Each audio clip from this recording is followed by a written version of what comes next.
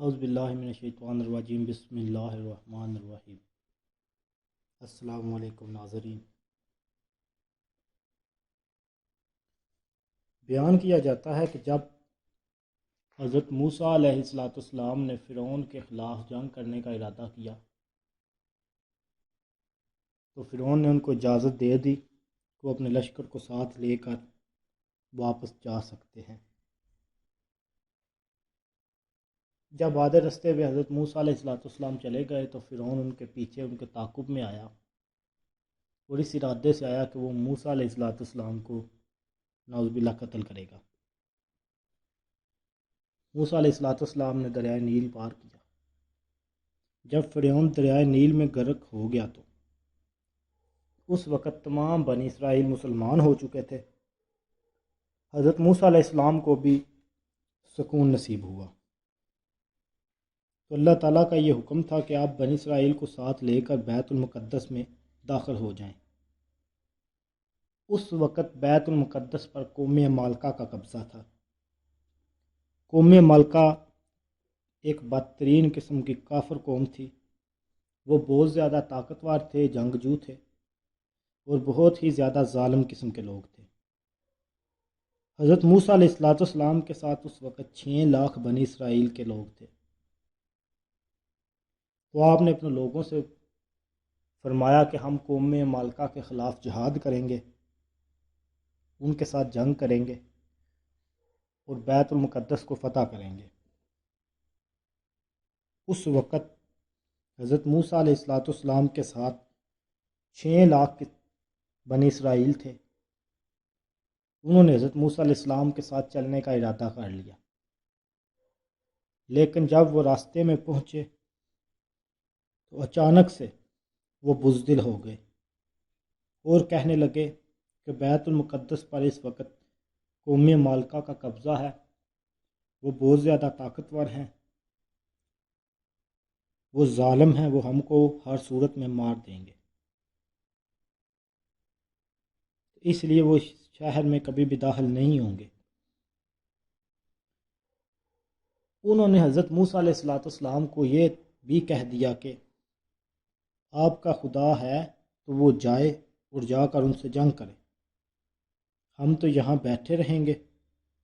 بنی اسرائیل کی یہ زبان سن کر حضرت موسیٰ علیہ السلام کو بہت بڑا صدمہ پہنچا تو آپ نے اللہ تعالیٰ کی بارگاہ میں عرض کی کہ اے میرے پروردگار، میں اپنے اوپر اور اپنے بھائیوں کے اوپر اختیار رکھتا ہوں، لہٰذا ہم کو ان نافرمانوں سے الگ کرنا۔ اس دعا پر اللہ تعالیٰ نے غصے کا اظہار کیا اور اس واقعے کا ذکر سورۃ المائدہ میں موجود ہے۔ تو اللہ تعالیٰ نے فرمایا کہ وہ مقدس زمین ہے، ان لوگوں پر 40 برس تک حرام ہے، یہ لوگ زمین میں بھٹکے پھریں گے۔ اور حضرت موسیٰ علیہ السلام سے فرمایا کہ آپ ان نافرمانوں کا غم نہ کریں۔ اس کا نتیجہ یہ ہوا کہ 6 لاکھ بنی اسرائیل ایک میدان میں 40 سال تک بھٹکتے رہے مگر اس میدان سے باہر نہ نکل سکے۔ اس میدان کا نام میدان طیہ ہے۔ اس میدان میں بنی اسرائیل کے کھانے کے لیے آسمان سے من و سلوہ اتارا جاتا اور ایک پتھر پر حضرت موسیٰ علیہ السلام نے اپنا عصا مارا تو پتھر میں سے 12 چشمے جاری ہو گئے۔ اس واقعے کو قرآن نے بار بار مختلف عنوانوں کے ساتھ بیان کیا ہے، جس میں سورۃ مائدہ میں یہ واقعہ قدر تفصیل کے ساتھ مرکوز ہے، جو بلا شبہ ایک عظیم الشان واقعہ ہے، جو بنی اسرائیل کی نافرمانیوں اور شرارتوں کے تعجب خیز اور حیرت انگیز داستان ہے، مگر اس کے باوجود بھی حضرت موسیٰ علیہ السلام کی محبت شفقت بنی اسرائیل پر ہمیشہ رہی۔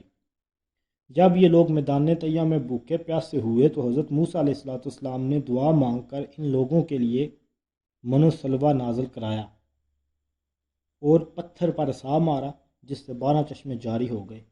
اس سے حضرت موسیٰ علیہ السلام کے صبر اور ان کی حکمت کا اندازہ لگائیں۔ جب حضرت موسیٰ علیہ السلام 6 لاکھ بنی اسرائیلیوں کے ساتھ میدان طیہ میں مقیم تھے تو اللہ تعالیٰ نے ان لوگوں کو کھانے کے لیے 2 طرح کا کھانا نازل کیا۔ ایک کا نام من تھا اور دوسرے کا نام سلوہ تھا۔ من بالکل باریک شہد کی طرح ایک حلوہ تھا یا سفید رنگ کی شہد تھی۔ مفسرین اکرام یہ لکھتے ہیں کہ وہ سفید رنگ کی شہد تھی جو روزانہ آسمان سے بارش کی طرح برستی تھی، اور سلوہ بکی ہوئی بٹیریں تھیں جو ہوا کے ساتھ آسمان سے نازل ہوتی تھی۔ اللہ تعالیٰ نے بنی اسرائیل پر اپنی نعمتوں کا شمار کراتے ہوئے قرآن مجید میں فرمایا ہے کہ ہم نے میدان طیہ میں تم لوگوں پر من و سلوہ اتارا۔ اس من و سلوہ کے بارے میں حضرت موسیٰ علیہ السلام کا یہ حکم تھا کہ روزانہ تم لوگ اس کو کھا لیا کرو اور کل کے لیے ہرگز ہرگز اس کا ذخیرہ مت کرنا، کل کے لیے اس کو جمع کر کے مت رکھنا۔ مگر ان میں موجود بعض ضعیف العقائد لوگ بھی موجود تھے جن کے دل میں یہ شک پیدا ہو گیا کہ اگر کل من و سلوہ نازل نہ ہوا تو ہم بھوکے مر جائیں گے۔ تو ان لوگوں نے ایسا کیا کہ کھانا اپنے لیے چھپا کر رکھ دیا۔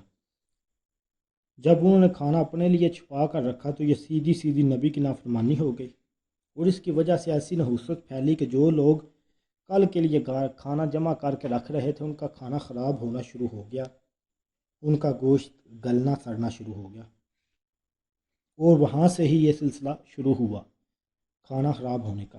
اس لیے حضور اقدس صلی اللہ علیہ وآلہ وسلم نے ارشاد فرمایا کہ بنی اسرائیل اگر کھانا نہ چھپاتے تو نہ کھانا کبھی خراب ہوتا اور نہ گوشت سڑتا۔ کھانے کا خراب ہونا اور گوشت کا سڑنا اسی تاریخ سے شروع ہوا ہے، ورنہ اس سے پہلے نہ کبھی کھانا بگڑتا تھا نہ گوشت سڑتا تھا۔ تفسیر روح البیان میں اس واقعے کو مکمل تفصیل کے ساتھ بیان کیا گیا ہے۔ ویڈیو پسند آنے کی صورت میں اپنے دوستوں کے ساتھ شیئر کریں، ویڈیو کو لائک کریں اور چینل کو سبسکرائب کریں۔ میں ملتا ہوں آپ کو ایک نئی ویڈیو میں، تب تک کے لیے اللہ حافظ۔